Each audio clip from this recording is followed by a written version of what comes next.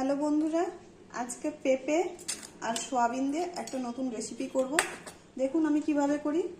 ভিডিওটা শুরু থেকে শেষ পর্যন্ত দেখবেন। কেটে ধুয়ে রাখা পেঁপেগুলো আগে সেদ্ধ করে নেব। পুরো সেদ্ধ করব না, হাফ সেদ্ধ করব।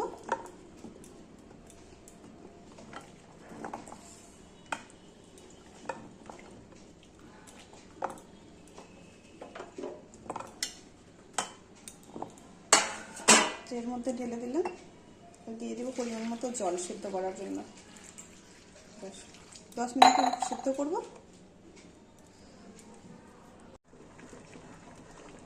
দেখুন বন্ধুরা, আমার পেঁপে সেদ্ধ হয়ে গেছে।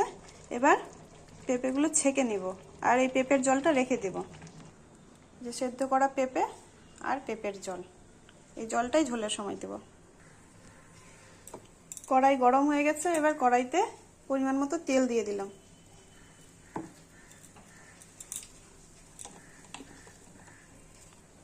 একটা শুকনো লঙ্কা 2 টুকরো করে ছেড়ে দিলাম।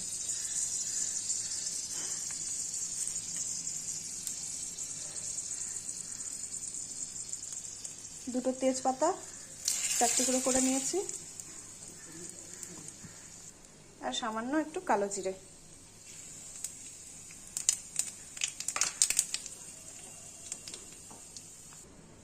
আদা, জিরে, ধনে, শুকনো লঙ্কা সবগুলো একসাথে মিক্সিতে বেটে নিয়েছি। এখন এটা 2 চামচ মতো দিয়ে দেব।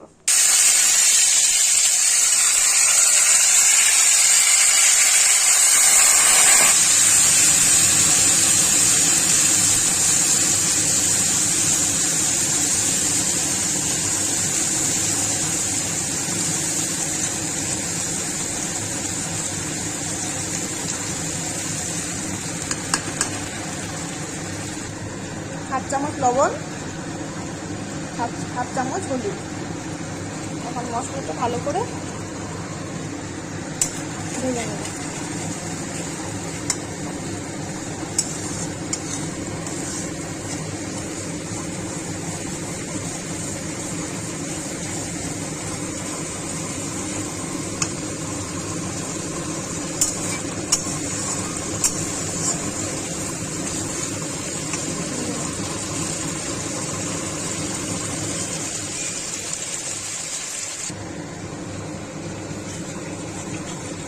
মশলা থেকে তেল ছেড়ে দিয়েছে।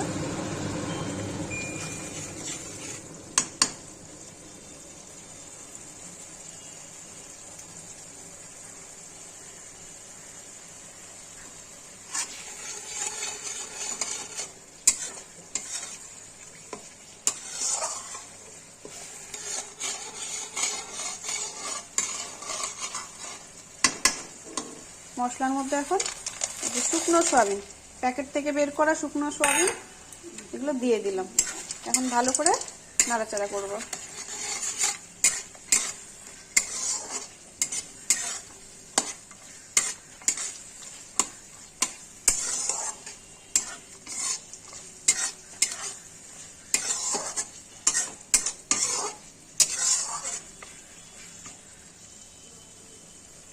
সিদ্ধ করে রাখা পেঁপেগুলো মশলার মধ্যে ছেড়ে দিলাম।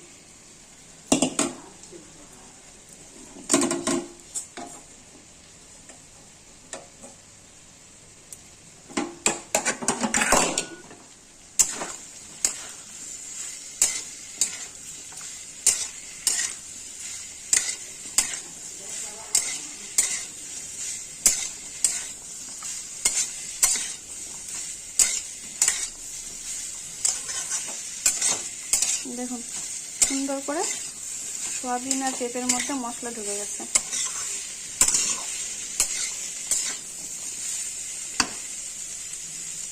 কত ভালো লাগছে দেখতে।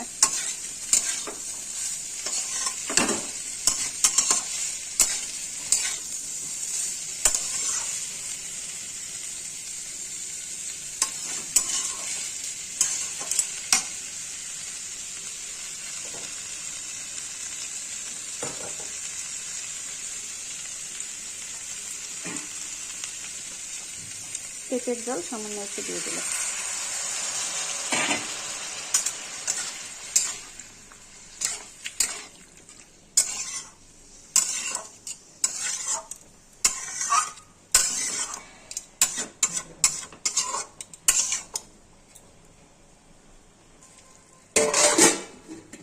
মিনিটের জন্য ঢেকে দিলাম, আঁচটা বাড়িয়ে।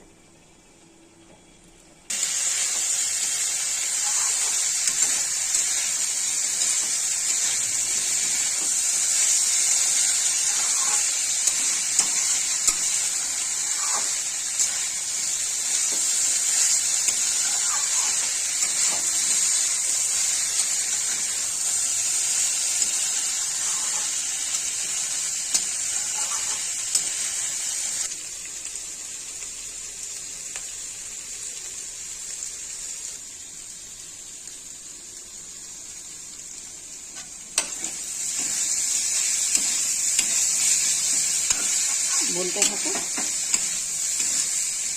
আমার পেঁপে সয়াবিন দিয়ে তরকারিটা মোটামুটি হয়ে গেছে। এখন ঝোল দিলেই, সামান্য একটু জল দিলেই হয়ে যাবে। আপনারা কে কে খেয়েছেন সয়াবিন দিয়ে পেঁপে কমেন্টে জানাবেন, আর যারা খাননি একবার ট্রাই করে দেখবেন।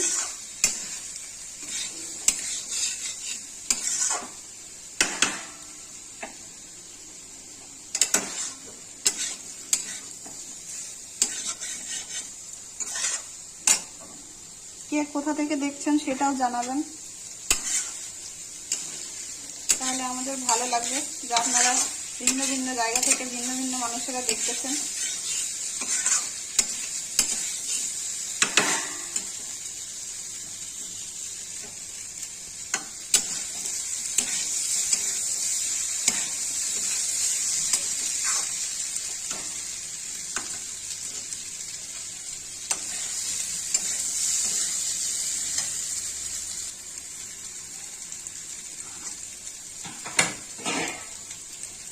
এই যে পেঁপের জল এখন দিয়ে দিলাম, আরো সামান্য জল লাগবে, এই জলটাও দিয়ে দিলাম। এটা আমাদের পেঁপের জলটা নষ্ট হলো না, আর পেঁপের গুণগত মানও বেঁচে থেকে গেল।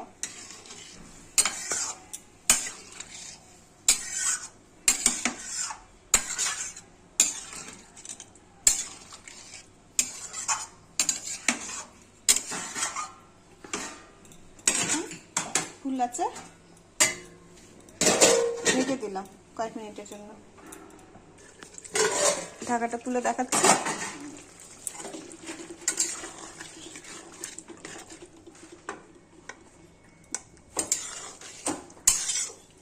আমার পেঁপে সোয়াবিন খুব সুন্দর করে সেদ্ধ হয়ে গেছে, আর একটা সুন্দর গন্ধ বেরোচ্ছে। এখন নামানোর আগে এটা হচ্ছে বাটার দিয়ে দিচ্ছি।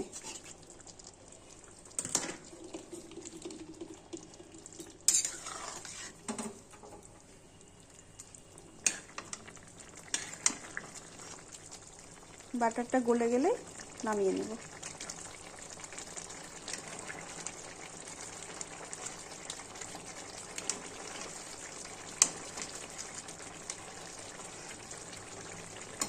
গলে গেছে, হয়ে গেছে আমার পেঁপে সোয়াবিনের তরকারি।